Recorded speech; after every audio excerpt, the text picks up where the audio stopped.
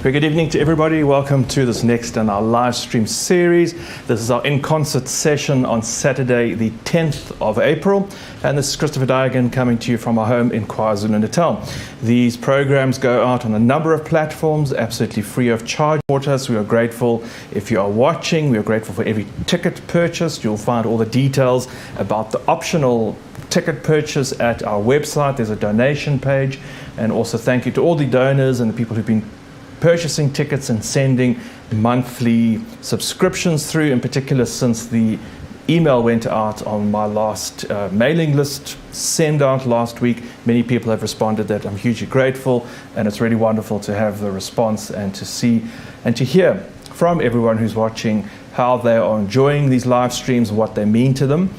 I also want to ask if you know anyone who would be interested. This is free of charge, and our audience is growing on a global level, and it can be sent anywhere. If you know someone who would be interested in watching these, either live or the 109 previous sessions which we have, please send them the links. Send them the links to our YouTube channel, my YouTube channel, to my website. There's a great opportunity for people to experience something of classical music or the piano repertoire. People who've never had the opportunity to attend concerts for various reasons. I've heard so many responses about, classical music's not really my thing, but I'm actually really enjoying watching your live streams. And it's such a positive, and the program, the project has such possibility on a global level to reach new audiences and really for people to gain so much from it, apart from just the fact that I'm here twice a week and keeping everyone company and hopefully playing you some nice music. And the other person that's keeping us company is little Lucy here. Is little Lucy already? Come on, Luce. Come and say hello to everybody. Hello. There we go, little Luce. Here's little Lucy. Little Lucy is star of the show, and little Lucy is we're feeling a little bit sad in the house at the moment. One of the features of these live streams is our Dachshund family of 4 Dachshunds, and very sadly Granny Lulu passed away yesterday morning very early, and Lucy's quite sad about it. You're quite sad about that. Granny Lulu's been with us for 17 years, and it's a huge loss to our home and our house. That's a little shadow that's been with us for so long is no longer here. Oh. You're just wondering where little Granny Lulu is.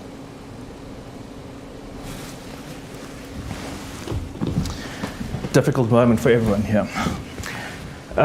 So this evening's program, I'm going to be playing a selection of music by Mozart and by Liszt. It's really a sort of a double whammy, if you like. It's 2 completely contrasted and different sections. I'm going to play the Mozart Sonata in A major, which is incredibly delicate, ethereal, charming, sweet, beautiful. It's a really innocent and very delicate piece of music. And then I'm going to contrast it with not 1, 2, but 3 Hungarian Rhapsodies by Franz Liszt in the second part of the program, because I thought we needed some dazzling music after last week's Easter selection, which was quite melancholic and quite restrained. The Mozart I'm including because on Wednesday, this coming Wednesday, I'm presenting a program called Points of Departure, where I am going to present a number of pieces that are linked to very popular, or pieces that I play very regularly. So in other words, I've often played for you, in this case, the Turkish Rondo.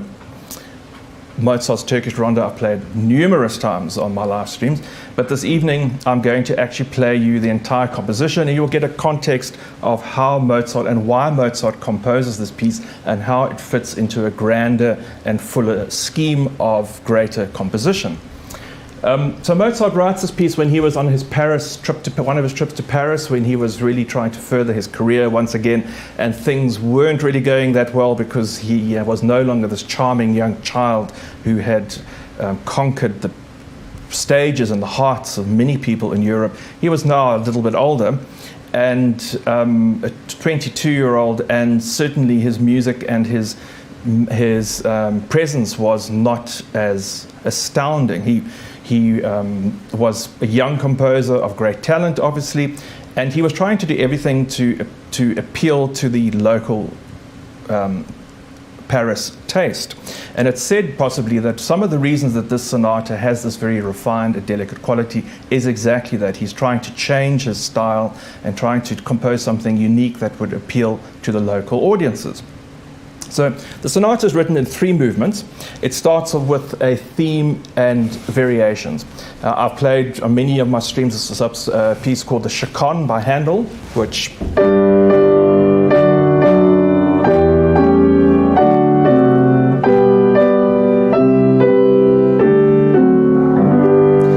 and I've always said that piece of music is built around a series of chords, that series of chords which is repeated again and again and again without fail.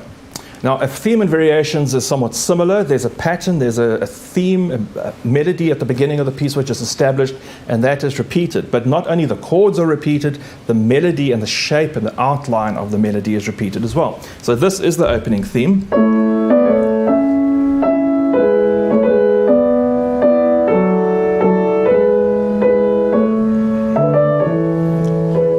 Part of it. The first subsequent variation.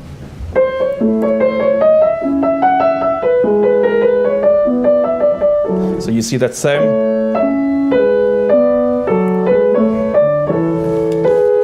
The second one.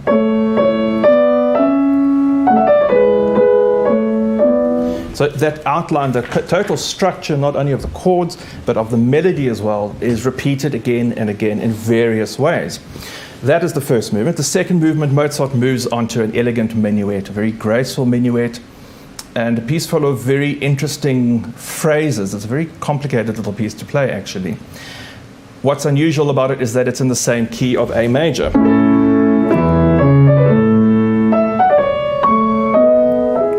Normally, a composer writing a piece of music in 3 movements would choose a completely different key for the second movement, but Mozart sticks with A major. And the reason behind this, I think, is because he knows the stroke of genius that is coming. And this is why this piece of music is so interesting, and I would like to play for you as a whole. Because by the end of this, by the end of 15 minutes of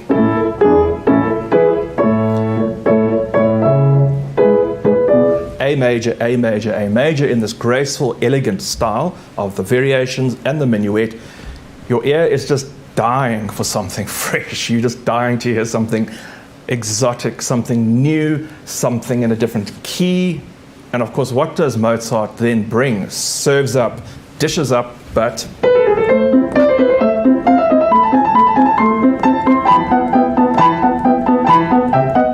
the most bizarre, I mean, really, it's quite this pounding rhythm, this strident bass line, this unusual minor key, and this unusual mode, this unusual hint towards the Turkish style, the fashionable Turkish style. It's the only piece really that Mozart writes for piano in this Turkish style, and I think he thought to himself, I'm going to write a Turkish style piece of music, but I need to precede it with something to give it context. I need to precede it with something that is going to appease the local audiences, but also give it a sense of a place to make this exotic sweep, this exotic trump card at the end, have context and have meaning.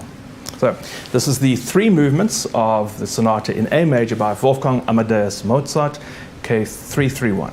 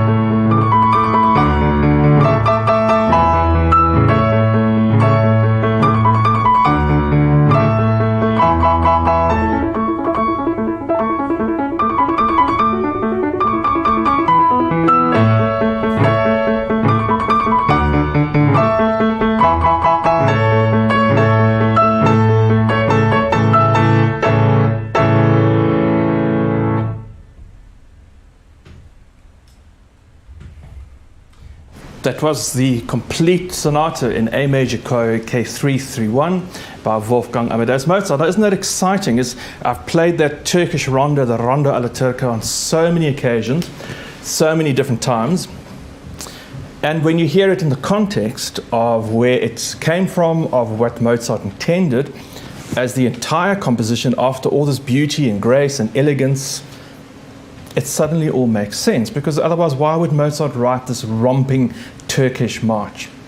It didn't really add up. Yes, in this case here, I'm sure he was also trying to appeal to the Parisian tastes and fashions of the time that they enjoyed in music, but certainly it really is, for me, it's so incredibly exciting to see how this complete work, which is not just a 3-minute composition, but a good 15 or 20 minutes of beautiful music, and all these elements of the grace and elegance and charm and innocence of the first movement, the complexity of the second movement, then makes sense when this third movement of the Turkish rondo really sweeps all of that away with brilliance, romping excitement, and Mozart has a grand moment.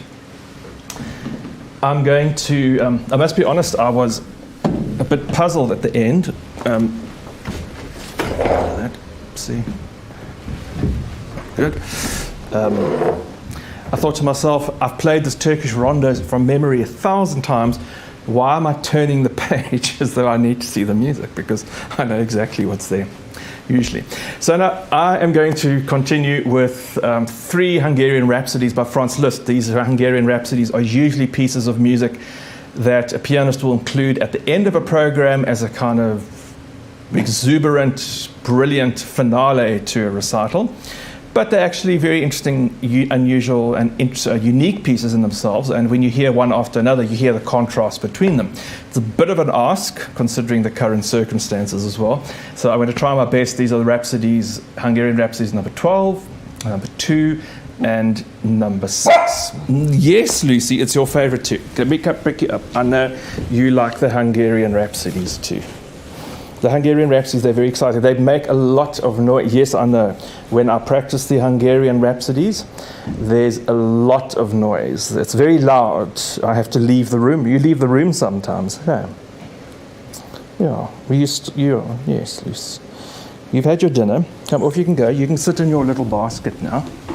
So, here's Wendy. Wendy also wants to come up. Wendy, pop, come. Oh, you're going to jump up. See. There you go. Are you also missing Granny Lulu? Yeah, Wendy Pop's been around. Granny Lulu's been with us for 17 years. It's just incredible. She was a very loving and very sweet dog, and very much part of our lives. And it's just left such a huge gap. Yes, so you're also missing Granny Lulu. She really hasn't been well in the last few months. So I'm sure she's in a happier place now.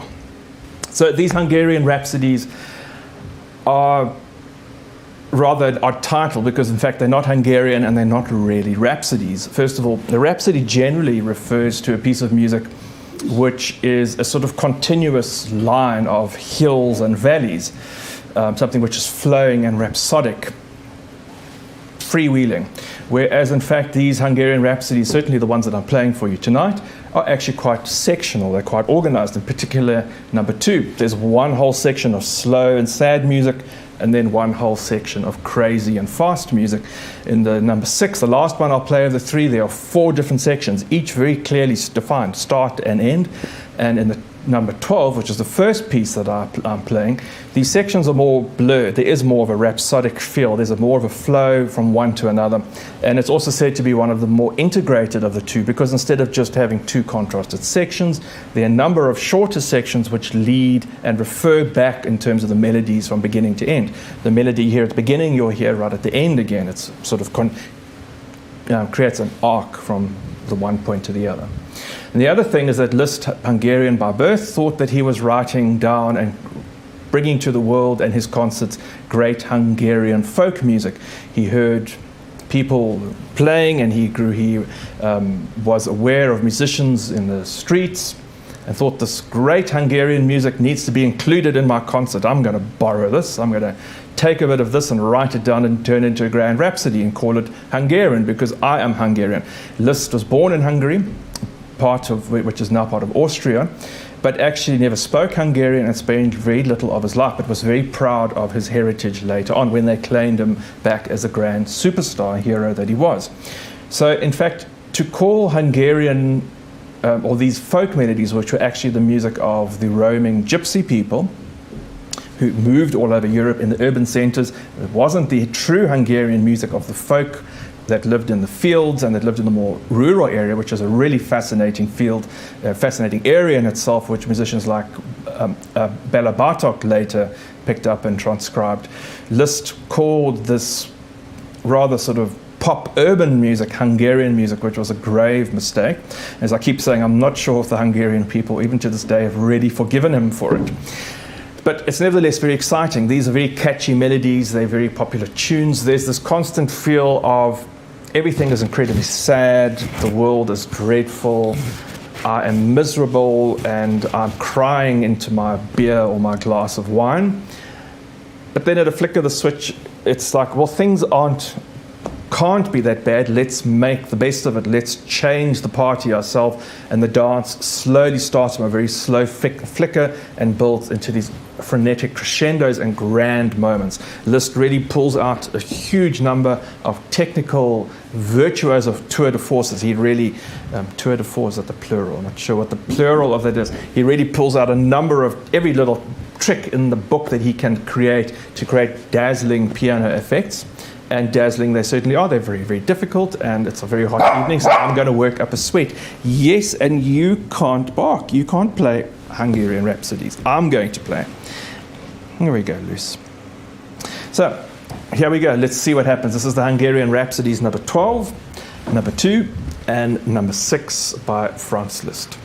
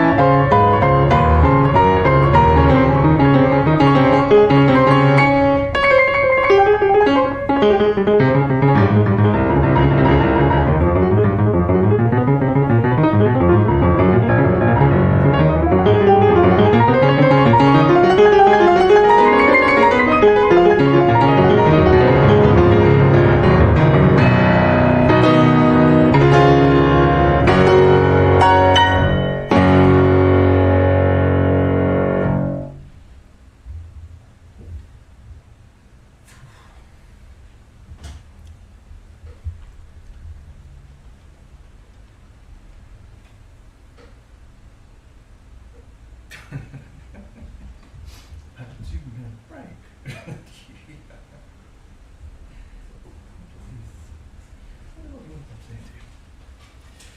Here we go, Tom.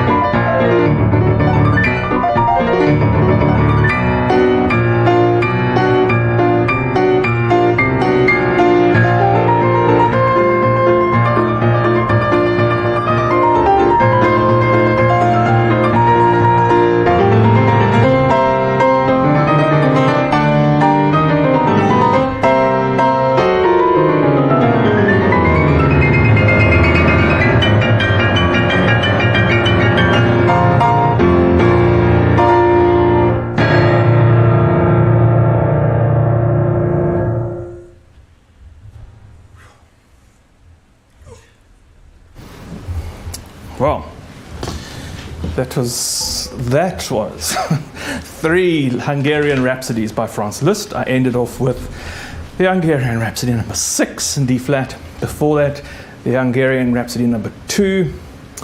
And before that, the Hungarian Rhapsody number 12. And as much as my comments might even be quite disparaging sometimes about the music, it is actually very brilliant. But it's incredible how Liszt captures something so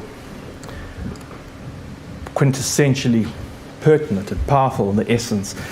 I think in these pieces of music they have such appeal because they really capture so much about the sadness, tragedy, the loss and the joy, the positivity and the exuberance of life itself. It's not filtered, it's quite blunt, it's very straightforward, it's to the point, but it's very real. And I think that makes actually the music very exciting. It's clothed in this grand possibility of technical virtuosity to really make it exciting, and very energetic and very brilliant music. So I hope you enjoyed that. I hope to bring you some more Hungarian Rhapsodies. I see the troop of girls here are having rough and tumble. I mean, how appropriate is that for Liszt Hungarian Rhapsody? In the middle of the Rhapsody number 6, they're busy chasing each other around the studio, just as they do. So thank you for joining us tonight. We've gone a little bit over time. Thank you, Barry, for the technical support this evening. And thank you for everyone who have sent messages about Lulu, about our little granny Lulu who's no longer with us. And we now have a family of 3 Dachshunds to entertain you for our piano hour and our in-concert sessions on Wednesday and Saturday. Do join me, please, on Wednesday. I have a fascinating program, as I said, called Points of Departure, where I'm going to be playing some really music I don't often play, but pieces that are linked in some way to pieces that I do often play. So it's going to be a very interesting follow-on to explore more repertoire. And look after yourself, have a good evening, stay well. I'm going to just play out with a short improvisation around one of my own pieces called The Midnight Chorale.